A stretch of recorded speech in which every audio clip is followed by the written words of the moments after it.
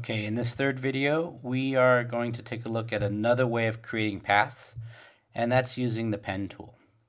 In the last video, you saw we made a number of different primitive shapes into a single shape and then converted that shape to a path. In this case, we're going to actually start from scratch, similar to just drawing with a pencil.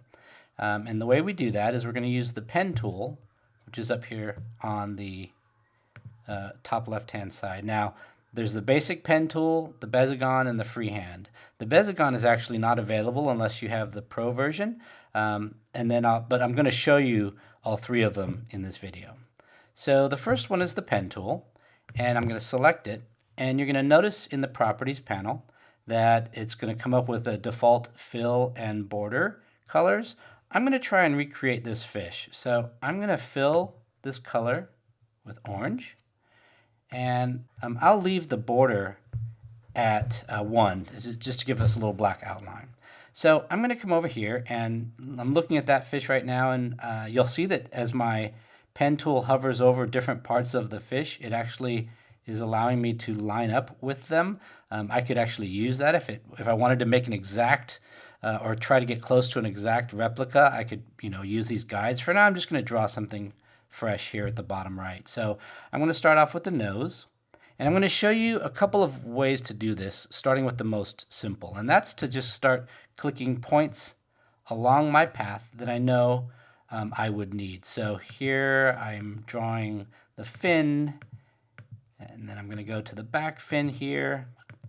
And because of my properties that I've got right now, you'll notice that it's giving us an outline of black and then a fill of orange. Okay, and when I click on the first initial point that I made, that completes my shape.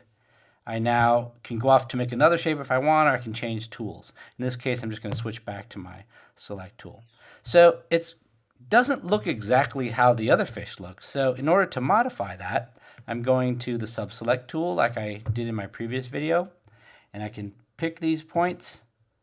I can take the individual point and change its joint property, just like this, whether I'm making them curved or square, and I'm going to go around and finish this off. Okay, so pretty similar look now. Do that one, and I think I'll do that like this. Okay. So now I have a fish that is of a similar shape to my original. And if I switch back to the pointer tool, I can take a look at it. Okay, close. So that's the easiest way to go about getting your shape drawn from the pen tool. Okay, I'd like to show you one more. So I'm going to take this fish, I'll move him off to the right here. I'll make him kind of small, and I will start again. So here I am back with my pen tool. I'm going to start a new drawing, and this time, rather than just clicking my points, I can click and drag to get a curve. So for example, here's my first point. If I want to make this next point a curve, rather than just clicking, I will click and drag, and notice that I can make a curved point there. And it keeps curving until I click on my next one. Okay, and I can drag that. If I don't drag, if I just click, then it goes back to making squared off points like this. But if I click and drag, I can make a curved point. Okay? All right, let me do that one more time. I'm going to go back to my selection tool. I'm just going to delete this. I'm going to try again.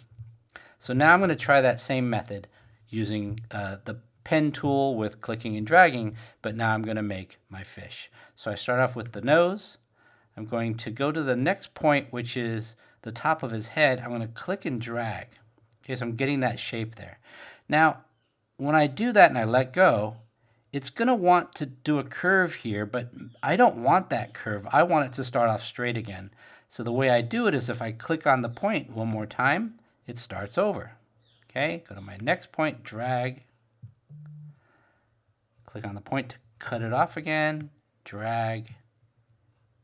Click, and I'm going to keep going this way and you'll see how I can make points that are either curved or square. Click, click and drag. Okay, and I'm going to go through this whole step of making this fish. Now this takes a little getting used to, so it's something that you'll want to practice.